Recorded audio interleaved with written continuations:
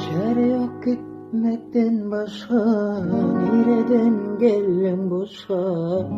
Seni sevdim pişman, yalancı dünya. Çare yok gitmekten başka, nereden geldim boşa. Seni sevdim pişman, yalancı sevim. Dolanma yarimin görmeyin, cemalini sevim. Koyun yar yar yar.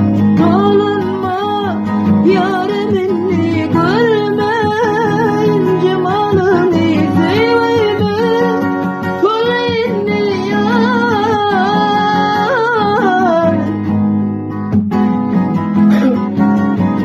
Sen sorma halim, koy sorulmasın.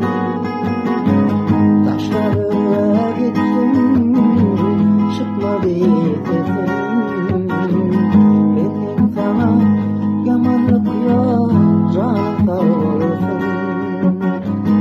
Olay deme, dinledin, dolanma iran.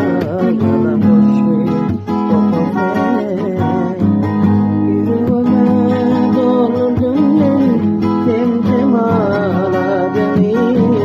Yanımdayken bilemedim, çektim imdadını. Ben tarafa bakma, sen yakıcı adını. Sen gelsen can acıpa, dolanma kıyıdına. Dolanma yarimin görmeyin, cemalini sevim.